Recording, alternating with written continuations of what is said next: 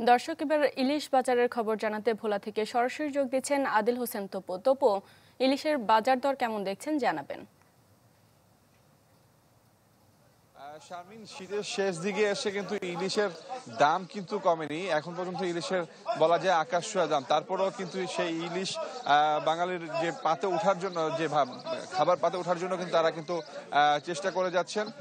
ভোলায় যদি বলতে হয় যে ইলিশের বলা যায় যে ভোলার একটা মোকাম, এই প্রায় 180 কিলোমিটার এলাকা জুড়ে কিন্তু জেলেরা এই এলাকায় মাছ ধরে থাকে। আমরা যেটা দেখলাম সকাল থেকে এসে, যে বড় সাইজের যে ইলিশগুলো সেগুলো কিন্তু দাম চড়া 2200 থেকে 2500 টাকা কেজি দরে বিক্রি হচ্ছে, এবং যেগুলো 700 থেকে 800 গ্রাম সেগুলো কিন্তু বিক্রি হচ্ছে প্রায় 1800 থেকে 2000 টাকা মতো দাম হচ্ছে। কিন্তু এই মুহূর্তে ছোট সাইজের ইলিশগুলো বেশি পড়ছে। 300 থেকে 400 গ্রামের যে ইলিশগুলো সেগুলো 600 থেকে 700 টাকা কেজি দরে হালি দরে কিন্তু এখানে বিক্রি হচ্ছে। এছাড়াও ইলিশের পাশাপাশি কিন্তু এখন পোয়া মাছ পড়তেছে নদীতে। সেই পোয়া মাছগুলো কিনছে, পোয়া মাছ থেকে শুরু করে চিংড়ি মাছ, বিভিন্ন গুড়া মাছ, সেগুলো কিন্তু মূলত ক্রেতারা কিনছে। ভোলার এখানকার যে মাছগুলো সেগুলো ভোলার বাজার এবং পাশাপাশি ঢাকা সহ বিভিন্ন মোকামে যেয়ে থাকে। সেই ক্ষেত্রে স্থানীয় যারা ক্রেতা রয়েছেন তারা কিন্তু যারা পাইকার, যারা মাছ কিনেন তাদের সাথে আসলে একরকম পেরে ওঠে না। সেই ক্ষেত্রে স্থানীয় বাজারে ইলিশের দাম কিন্তু সবচেয়ে আকাশ ছোঁয়া।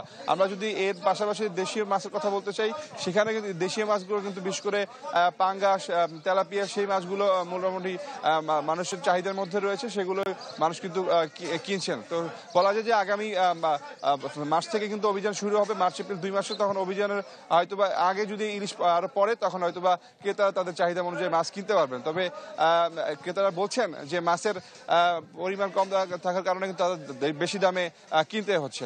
একনল হ্যান্ড ওয়াশ 100% প্যারাবেন ফ্রি, তাই নিরাপদ হাতের জন্য আস্থা রাখুন